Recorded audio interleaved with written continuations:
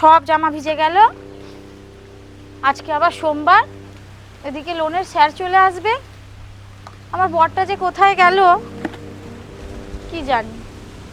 আমার হয়েছে যত জ্বালা।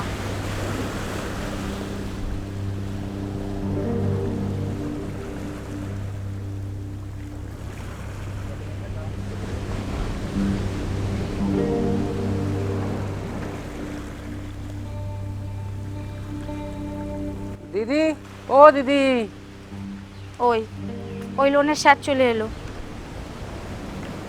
কিস্তির টাকাটা দেন। বলছি স্যার, আপনি না 2 ঘন্টা পরে আসুন। আমার বরটা না এখন ঘরেতে নেই। জানেন তো আমি প্রত্যেক সোমবারে কিস্তি দিতে আসি। আপনি কিস্তিটা রেখে দিতে পারেননি?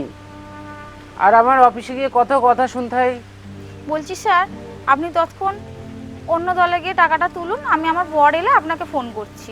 আমি অত সব জানি না, আমার কিস্তি আজকেই লাগবে। আমি 2 ঘন্টা পরে আসছি, আপনার স্বামী আসলে ফোন করবেন।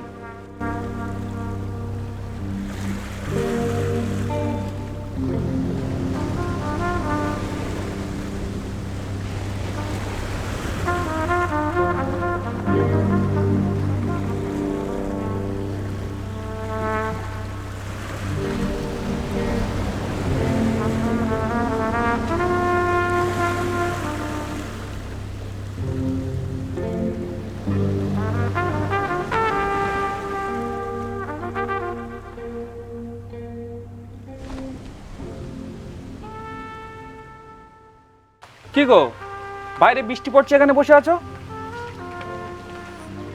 তুমি এতক্ষণ কোথায় ছিলে বলো তো? আরে এই তো ক্লাবেই ছিলাম। একটু আগেই লোনের স্যার বাড়ি থেকে ঘুরে গেছে।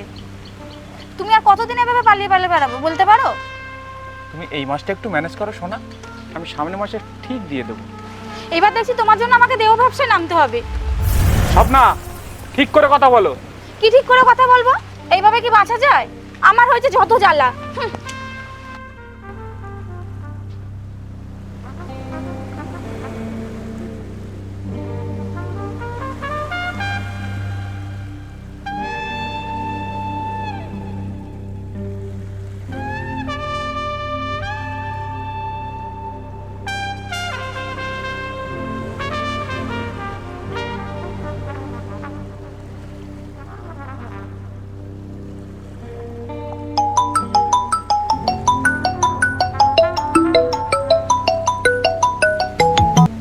হ্যালো। দিদি, দাদা বাড়িতে এসছে? হ্যাঁ এসেছি। তাহলে কিস্তির টাকাটা রেডি করুন, আমি যাচ্ছি। প্লিজ প্লিজ আজকে আসবেন না। আমি পুরো টাকাটা রেডি করতে পারিনি। আপনি সামনের সপ্তাহে আসুন, আমি পুরো টাকা রেডি করে আপনাকে দিয়ে দেবো। আপনি এই নিয়ে 2 সপ্তাহ লেট করেছেন।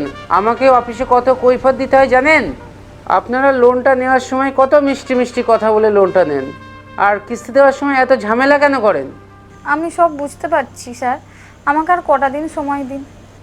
এই আপনার লাস্ট ওয়ার্নিং দেওয়া হলো, দ্বিতীয়বার কিন্তু আর শুনবো না। হ্যাঁ আমি দিয়ে দেবো, আপনাকে চিন্তা করতে হবে না। ঠিক আছে, রাখছি। এরা লোন নেওয়ার সময় খুব সুন্দরভাবে নিয়ে নেবে, আর দেওয়ার সময় যত বাহানা।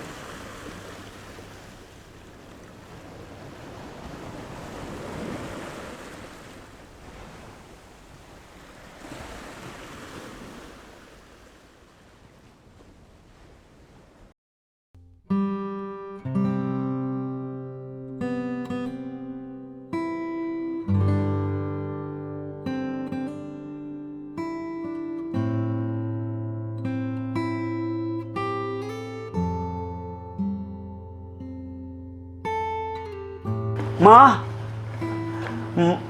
মারে, এ কি বাবা, তুমি এখন এই সময়?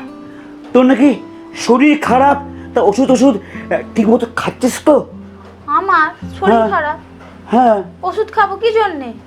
জামাই তো বললো তোর শরীর খারাপ। তুমি বাবা ঘরে চলো তো, তোমার সাথে আমি ঘরে ঘরে চলো। হ্যাঁ চলো।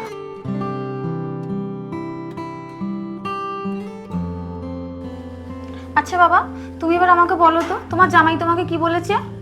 2 দিন আগে জামাইয়ের সাথে আমার রাস্তায় দেখা। জামাই বলল তোর নাকি খুব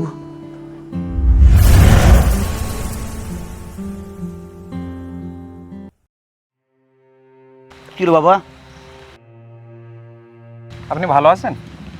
কি হয়েছে তোমার? না, তেমন কিছু না। আপনার মেয়ের শরীরটা একটু খারাপ। আমার মেয়ের কি হয়েছে বাবা? না, তেমন কিছু না। ডাক্তার দেখিয়েছি, কিন্তু ডাক্তার কোনো রোগ ধরতেই পারছে না। আমার মেয়ের শরীর খারাপ? তুমি আমাকে একবার ফোন করবে না বাবা? আমি তো খবর দিতে চেয়েছিলাম, আপনার মেয়েই তো না করলো। কি করব আমি বলেন? তা বলে তুমি খবর দেবে না একবার? আমি খুব চিন্তায় আছি। আপনার মেয়েকে কলকাতায় নিয়ে যেতে হবে, কিন্তু অনেকগুলো টাকার দরকার। আমার কাছে তো এই মুহূর্তে অত টাকা নেই বাবা। কিন্তু আমি কি করব কিছুই ভেবে পাচ্ছি না। বাবা দাঁড়াও, আমার কাছে সামান্য কিছু টাকা আছে বাবা, এই টাকাটা তুমি রাখো। আর যদি কিছু খরচ হয় আমি টাকা তোমাকে পরে দেবো। বাবা আমার মেয়েকে নিয়ে তুমি হাসপাতালে যাও, বড় ডাক্তার দেখাও বাবা। আমি তাহলে আসি বাবা। ঠিক আছে, সাবধানে যাবেন। আচ্ছা বাবা।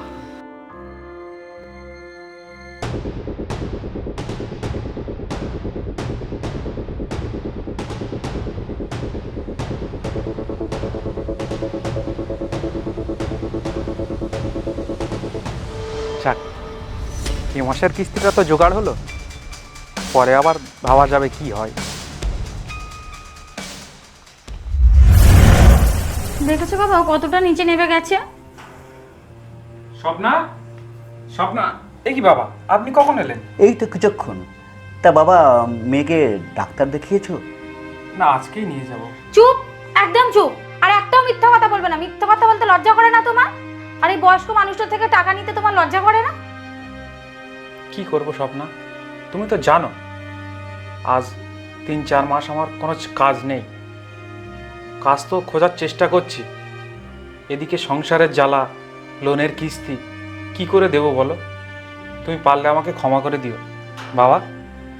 আপনি পারলে আমাকে ক্ষমা করে দেবেন, আমি আর পেরে উঠছি না। তোমার 3-4 মাস কাজ নেই, তুমি না আমাকে জানাবে? আকাশ, তুমি, স্বপ্না, দুজন ছাড়া তো আমার আর কোনো সন্তান নেই। তোমায় তো আমার সব। আচ্ছা মা, বাবা, আমার না সামান্য কিছু জমি আছে, সেইটা বেচে কিছু টাকা আমি আমি তোমার হাতে তুলে দেব। তুমি সেই টাকা দিয়ে একটা ব্যবসা করে নিজের পায়ে দাঁড়াতে পারবে না বাবা? হ্যাঁ বাবা, চেষ্টা তো করছি আমিও। বাবা তুমি দাঁড়াও বাবা, তুমি নিজের পায়ে দাঁড়াও। আয় আয় মা, আয় আমার আমার বুকে আয় মা, আমার বুকে আয়।